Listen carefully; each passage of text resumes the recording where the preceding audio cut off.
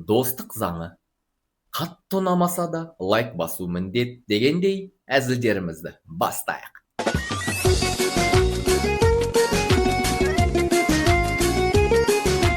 Қалалық бала. Біздің үйде Wi-Fi жоқ болса, өмір тоқтап қалады. Ауылдағы бала. Біздің үйде сиыр жоқ болса, өмір тоқтап қалады. Айбек, неге құстар оңтүстікке ұшады? Себебі жаяу бару оларға қиын ғой. Қазақта екі нәрсеге алдын ала дайындық басталады. Тойға және құда келуге. Бірақ екеуінің де нақты күні белгісіз. Айтыскер мен Вайнер туралы. Сен неге айтысқа шықпайсың? Вай, мен TikTok пен YouTube'да комментпен айтысып жүрген адаммын ғой. Чиновник туралы бірнеше әзіл. Аға, мына көшені жөндейсіздер ме? Әрине, келесі жылдан кейінгі жоспарымыз да бар. Ол қандай жоспар? Ұмытылып кететін көшелер 20-30. Чиновник пен жоба. Бізде 3 жоба бар.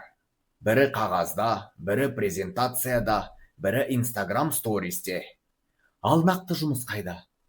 Ол келесі айда өтетін тендерде. Чиновник пен жиналыс.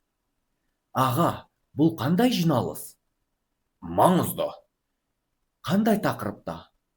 Қай жиналысты тағы жиналыспен талқылаймыз деген жиналыс. Әйелі күйеуінен сұрайды. Қайда жүрсің? Итпен қыдырып келдім. Біздің итіміз жоқ қой. Далада танысып едік, жақсы тіл табысып кетті. Баласы әкесінен сұрайды. Әке, маған айтып бере аласың ба? Қай әйелдер ең адал? Қара шашты, қызыл шашты, әлде сары шашты? Ақ шашты балам, ақ шашты. Тойға сценарий дайындадың ба? Әрине, келін кіргізу, құда шақыру, би, тост, тағы тост, және тойда кім төбелеседі деген интрига. Қоян мен аю түрмеде отыр. Камераның есігі ашылып, ішке түйені итеріп кіргізеді. Сонда қоян аюға қарап. Сен айтушы едің, Миша, мұнда ешкімді сабамайды деп. Анау жылқыны не күйге түсіргенін қарашы. Қазақтың үйде ештеңе жоқ дегені ет, бауырсақ, салат, торт, компот. Сосын ішетін ештеңе жоқ деп шайдың 5 түрін ұсынады. Сонда мен нағыз қазақ емеспін бе? Менде үйде ештеңе жоқ дегенде, реально үйде ештеңе жоқ. Қыз бен жігіт ауылда серуендеп жүр.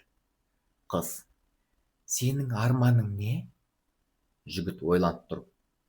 2 сиыр, 1 трактор, 15 гектар жер.